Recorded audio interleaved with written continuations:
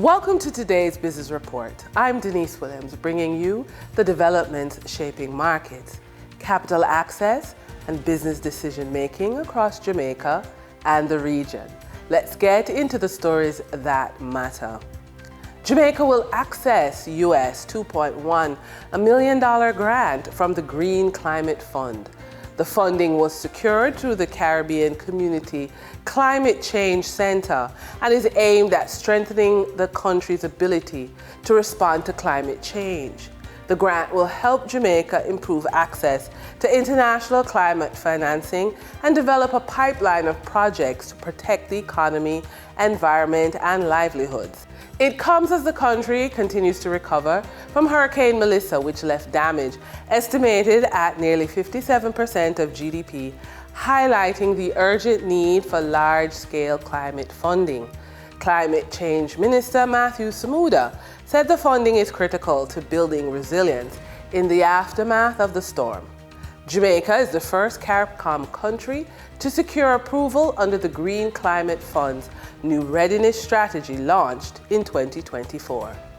A study by economist Dr. Paul Golding suggests that the introduction of artificial intelligence could put about 60,000 jobs in Jamaica at risk. The study, which uses the International Labour Organization's methodology, indicates that positions most vulnerable include data entry clerks, call center agents, secretaries, and bank tellers. Dr. Golding says between 112,000 men and 144,000 women in Jamaica are employed in areas that could be affected by artificial intelligence, with women likely to be disproportionately affected. He says about 22% of Jamaica's workforce is exposed to AI-related changes and that some jobs could eventually be eliminated as technology becomes more widely adopted. First Union Financial Company Limited has launched a $1 billion Jamaican employee side hustle an entrepreneur microloan revolving fund program. According to Group General Manager Jonah Lisa Brooks, the company has developed a program that's a direct response to the growing number of Jamaicans seeking additional income streams and entrepreneurial opportunities. And I quote, "We have witnessed a significant increase in employees operating side hustle businesses while maintaining full-time employment. Many Jamaicans are looking for practical ways to supplement their income, support their families, and build a stronger financial future. We recognize that there is a need for a dedicated financing program specifically designed to support those ambitions," Brooks said. For the trading period of June 22, 2026, the most actively traded securities were Kentire Holdings Jamaica Limited with 5,845,841 units, representing 30.58% of market sales activities. Trans Jamaica Highway Limited with 2,318,360 units, representing 12.13% of market sales activities. Woodcats International Limited with 1,628,963 units, representing 8.52% of market sales activities.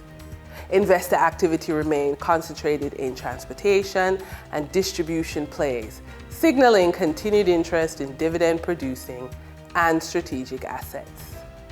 Turning to the foreign exchange market based on Bank of Jamaica data, for June 22, 2026, Forex traders recorded significant activity with strong demand across major currencies. For the US dollar, trading margins reflected steady liquidity, with the US selling at $158.32 and buying at $156.74. For the Canadian dollar, moderate gains supported by 60-cent transaction spreads. The Canadian dollar sold for $111.96 and was bought for $111.36. For the British pound, continued volatility offered short-term trading opportunities of $2.73 in profits for the banks. The British pound sold for $209.21 and was bought for $206.48. These movements underscore the importance of cash flow timing, currency awareness for businesses managing import costs, debt servicing, or overseas exposure. For our credit report tip of the day, your credit report is the underrated tool of rebuilding your life. From a banker's perspective, financial recovery is not about getting back to where you once were. It's about building a sustainable future from where you are today. So we've been looking at a 58-year-old woman navigating the aftermath of divorce. She faces unresolved property issues, receives no income from a jointly owned apartment, and must soon leave her rental home because the owner plans to sell. But she wants to buy a home, but she doesn't want a mortgage. And her income supports property outside the city, but she wants to stay in the city, but she can't afford the city. This is where financial reality and financial recovery intersect. And your credit report is the tool that helps you to see that. Because financial recovery is not about recreating yesterday's lifestyle. It's about securing tomorrow stability. So sometimes the strongest financial move is not buying the house you want. It's about looking at your credit report, buying what you can comfortably afford, preserving cash flow, protecting retirement, and creating future options. So recovery is not restoration. It's the process of rebuilding security, one practical decision at a time. In our funded and focused feature, we put the spotlight on single-parent entrepreneurs. Because one of the biggest growth flexes is cash reserves. Because as a single parent, you're not just an entrepreneur, you're not just building a business, you are protecting a household. Growth requires more than increasing sales because you're going to be focusing on selling and not remembering the family. It requires liquidity. Cash reserves give business owners the ability to manage unexpected family expenses. And are they really unexpected? Come on, they're kids. Withstand business downturns, seize growth opportunities without relying on expensive debt. So what we're going to do is start by setting aside a percentage of every payment you receive. So you're going to build two reserves, one for life surprises and one for business opportunities. The amount matters less than the consistency. We want you to do it every month, don't matter how much. So when cash reserves are in place, decisions become strategic rather than reactive.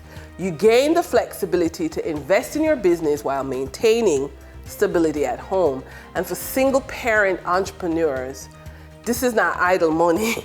This is your tool for resilience, growth, and peace of mind. And that's today's business report. I'm Denise Williams, bringing clarity to capital, markets, and strategy. Until next time, stay informed, stay intentional, and keep building forward. See you soon.